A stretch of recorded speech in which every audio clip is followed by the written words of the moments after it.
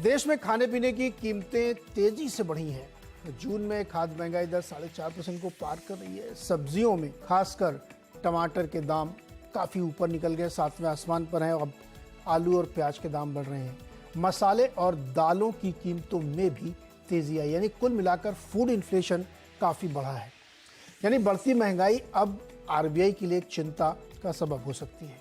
RBI की MPC की बैठक शुरू हो गई है और हालात को देखते हुए कई सवाल हो रहे हैं, जैसे क्या आरबीआई इस दरों में कोई बढ़ोतरी करेगा, कोई बदलाव करेगा कि नहीं करेगा, अपने सालाना लक्ष्य में कोई चेंज करेगा कि नहीं करेगा, क्योंकि कच्चे तेल की कीमतें भी अंतर्राष्ट्रीय बाजार में लगातार पिछली एमपीसी से इसके बीच में बढ़ती हुई दिखाई दी हैं। तो ऐसे में क्या होगा रुख, इसी को हम समझने की कोशिश करेंगे आवाज़ एमपीसी में, यानी जो हमारे एक्सपर्ट हैं हमारे साथ बातचीत करेंगे। बातचीत करने के लिए जो हमारे साथ मेहमान हैं उनमें बैंक ऑफ अमेरिका के मैनेजिंग डायरेक्टर जयेश मेहता जी हैं, क्रिसिल के chief economist DK Joshi ji और इकरा की चीफ इकोनॉमिस्ट अदिति नायर जी हैं। आप सबसे हम सवाल पूछेंगे। 3 मुख्य सवाल है जिस पे लोग या जनता जानना चाहती है कि आरबीआई इस बार ब्याज दरों में क्या बढ़ोतरी करेगा इन्फ्लेशन के प्रेशर को देखते हुए। क्या आरबीआई महंगाई के अपने टारगेट में जो उसने पिछली बार दिए थे उसमें कोई टिंकरिंग करेगा, और FY24 में यानी मार्च 31 तक कोई कटौती की उम्मीद रखनी चाहिए कि नहीं रखनी चाहिए, क्योंकि ये 3 महत्वपूर्ण सवाल है जिसके इर्द गिर्द पूरी चीज़ें घूमती हुई दिखेंगी। इसी पे हम बातचीत करेंगे आज। आप सबका सर बहुत बहुत स्वागत है। जोशी साहब, शुरुआत आपसे करते हैं। पहला तो सीधा सवाल ये है कि क्या दरों में किसी प्रकार के चेंज, कोई बढ़ोतरी कटौती कुछ होगी क्या? नहीं, इस बार ही तो हमारा मानना यह है कि आरबीआई अपना जो इंटरेस्ट रेट है उसको और स्टांस को बरकरार रखेगा। देखिए, जब महंगाई की दर नीचे आ रही थी तब भी आरबीआई बहुत कॉशियस था इन्फ्लेशन के फ्रंट में, और उन्होंने बार बार कह रहे थे कि हम 4% पे ले जाना चाहते हैं। तो इस वजह उन्होंने जो पॉज किया था वो एक तरह से कंडीशनल पॉज सा लग रहा था। हम ये नहीं मानते कि कोई इंटरेस्ट रेट बढ़ेंगे, पर अभी कम होने की उम्मीद जो है वो फिलहाल इस साल तो बिल्कुल नहीं है। अदिति जी, आपका क्या रुख है? देखिए, मुझे भी ब्रॉडली यही लगता है कि इस बार की पॉलिसी में जो रेट्स हैं और स्टांस है अनचेंज रहेंगे। जो अभी हमने फूड प्राइसेस में कुछ हाल देखा है उनकी वजह से सीपीआई इन्फ्लेशन का जो बेसलाइन प्रोजेक्शन है उसको थोड़ा बहुत हमारे हिसाब से 20 बेसिस पॉइंट्स ऊपर बढ़ाया जाएगा, और जीडीपी ग्रोथ का फोरकास्ट तो अभी अनचेंज ही रहेगा। आगे जाके हमारा ये मानना है कि रेट हाइक का बहुत कम पॉसिबिलिटी है unless food price pressures core में जनरलाइज होने शुरू हो जाते हैं, और लगता है कि 2 क्वार्टर्स तक कम से कम ये ट्रेंड कंटिन्यू होगा। साथ ही साथ रेट कट हमें इस साल में तो बहुत ही अनलाइकली लग रहा है। इस वित्तीय वर्ष में हमारा अनुमान है कि जून 2024 के पहले कोई भी रेट कट आना बहुत मुश्किल है, और जब रेट कट साइकिल शुरू भी होगा तो वो बहुत ही शैलो होगा। जो शुरू होगा तो वो भी बहुत शैलो होगा। जयेश जी को भी शामिल करते हैं। जयेश सर, महंगाई इतनी बढ़ रही है, चिंता होनी चाहिए, क्रूड भी बढ़ रहा है जिससे स्ट्रक्चरल ग्रोथ हो सकती है इन्फ्लेशन में। क्या आपको लगता है कि इस बार आरबीआई कुछ टिंकरिंग कर सकता है रेट्स में? तो 5 दिन पहले अगर आप पूछो तो कोई गुंजाइश नहीं थी रेट बढ़ाने की, because even though vegetable price particularly tomato and stuff had gone up, inflation next 6.5 का एक्सपेक्टेशन था लोगों का, उसके बाद वाला 6 का लोगों का एक्सपेक्टेशन था, बट उसके बाद में बहुत शार्पली इन्फ्लेशन नीचे जा रहा है। वो पूरा स्ट्रीट का और आरबीआई का दोनों का एक्सपेक्टेशन वही ट्रेजेक्टरी पे था। तो इसलिए रेट हाइक का 5 दिन पहले अगर आप बोलो तो कोई गुंजाइश नहीं थी। अब जो चेंज हुआ है पर्टिकुलरली क्रूड, और अभी क्या है, थोड़े एनालिस्ट वो सब बोल रहे हैं कि भाई ये 6.5 जो है वो 7 भी हो सकता है, कोई 7.25 पे पहुंच गया है। मतलब वो तो क्या है, सबका काम है बोलना, बट मेरे को नहीं लगता है। तो प्रोबेबिलिटी लोगों ने अभी 5% प्रोबेबिलिटी की रेट हाइक की डालनी चालू कर दी है। मेरे को खुद को लग नहीं रहा है कि रेट हाइक होगा, बिकॉज फूड वाज नोन, वो तो चेंज हो जाएगा। आपका जो चेंज हुआ है वो क्रूड प्राइस चेंज हुआ है। अगर क्रूड प्राइस में भी अगर आप देखो तो हमने यहाँ पे जब क्रूड प्राइस नीचे भी आए थे तो रिटेल फ्यूल जो है, retail price for the fuel, वो हमने कम नहीं किए थे। तो अभी बढ़ेगा, as long it is not going to 95, 100 और समथिंग, तो लगता नहीं कि हम लोग तब प्राइस बढ़ाएंगे भी। तो वो हिसाब से लग नहीं रहा है कि they will do a rate hike और एनीथिंग, बट ऑफ कोर्स लोगों को प्रोजेक्ट करना है तो लोग 5% कर लेते हैं रेट हाइक की, बट मेरे को नहीं लगता है। तो तीनों एनालिस्ट हमारे मानते हैं कि गुंजाइश नहीं है हमारे अर्थशास्त्रियों के मुताबिक, लेकिन जय सर का कहना है कि कुछ कुछ मन हल्का सा, कुछ 5% लोगों को ऐसा लगता है कि शायद हो सकता है। चलिए अब डिबेट को ओपन करते हैं।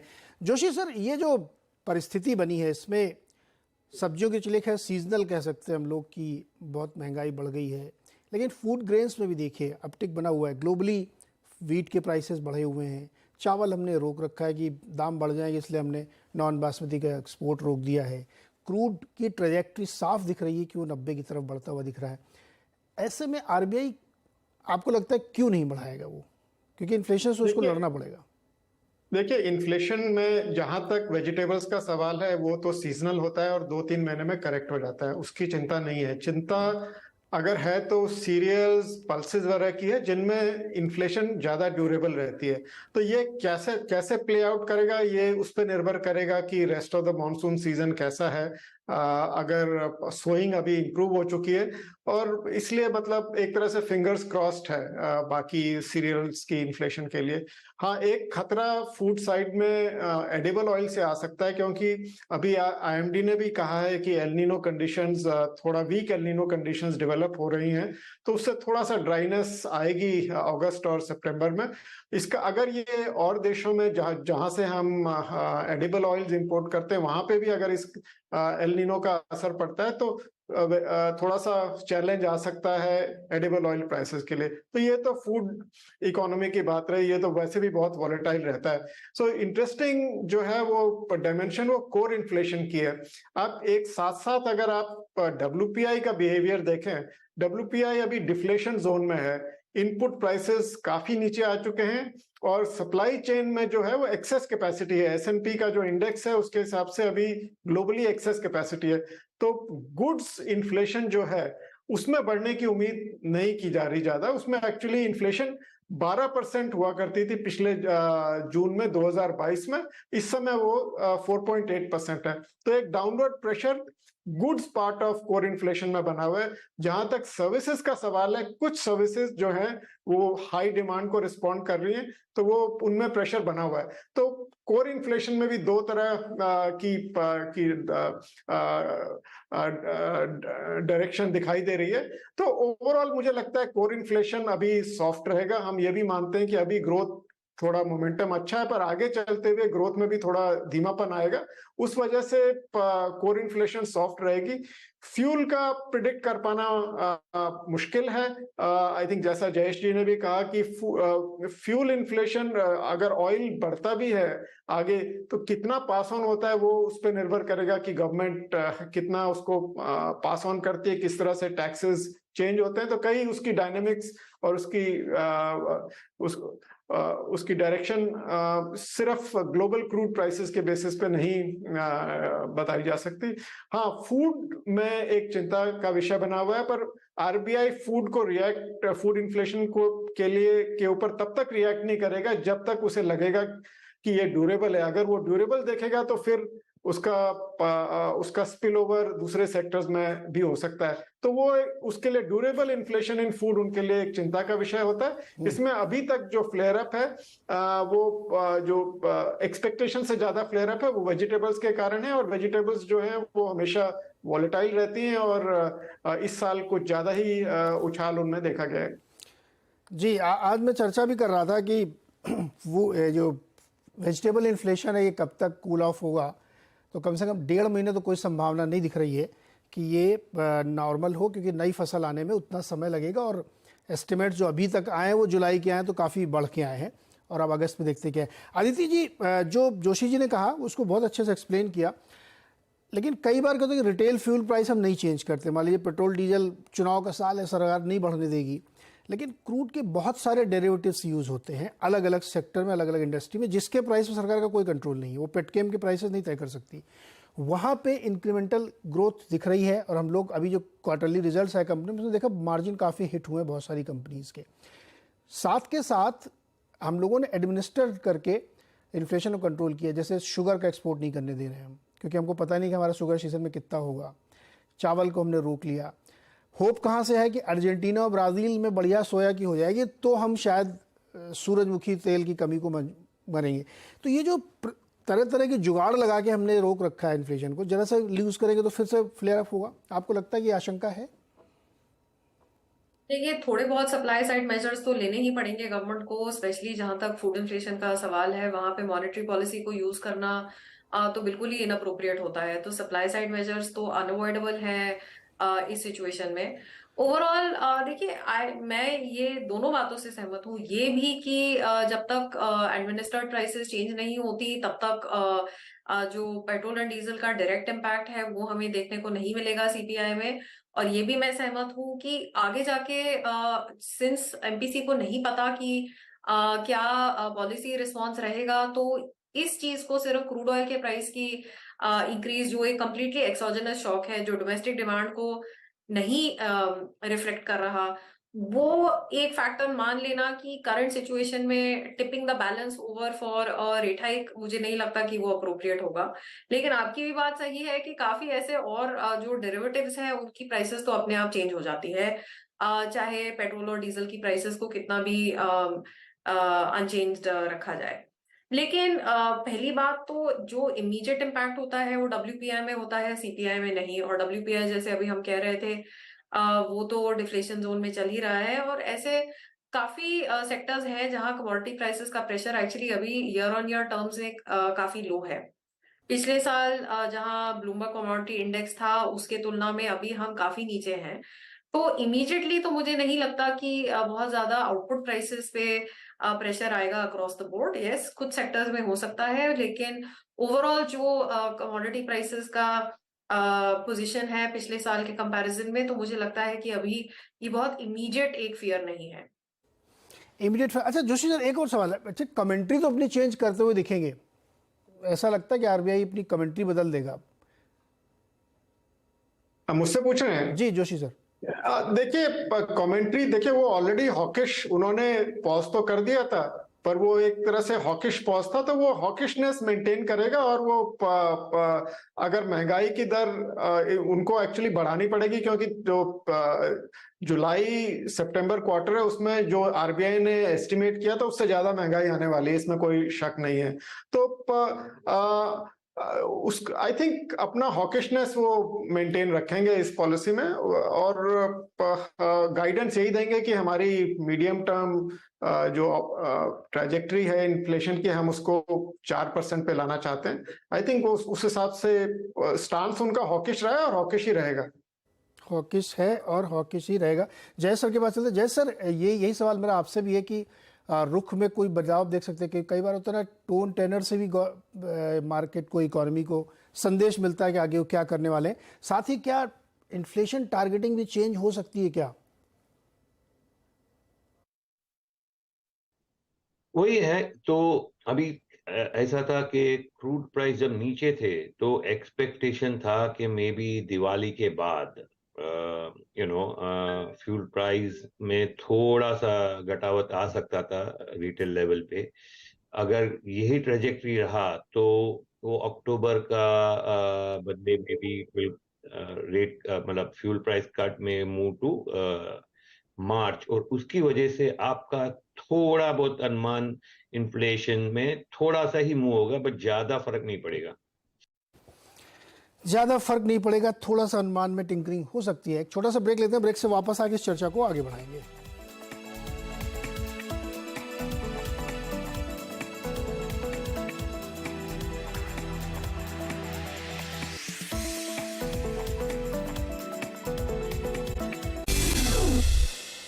स्वागत एक बार फिर से आपका आवाज़ एमपीसी में, और हम चर्चा कर रहे हैं कि आरबीआई अपनी पॉलिसी में क्या कर सकता है, इसी पे चर्चा करें। आदित्य जी, अभी ये सिनेरियो जो हम लोगों ने अभी थोड़ी देर पहले पेंट किया, इसमें गवर्नमेंट की तरफ से क्या एक्शन आप एक्सपेक्ट करती हैं कि जो हो सकते हैं?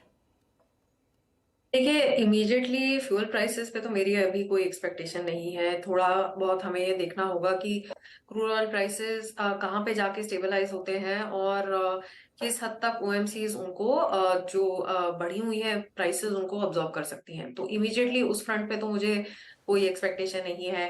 बाकी फूड प्राइसेस पे काफी कुछ तो ऑलरेडी गवर्नमेंट ने कर लिया है मेरे हिसाब से। जहां तक वेजिटेबल प्राइसेस की बात है, वहां पर थोड़ा टाइम तो लगेगा, जब तक अगला क्रॉप आएगा उसके बाद ही जाके हमें थोड़ी रिलीफ मिलेगी। तो जिस तरह से अभी हमने टेम्पररी मेजर्स देखे हैं वो चलेंगे।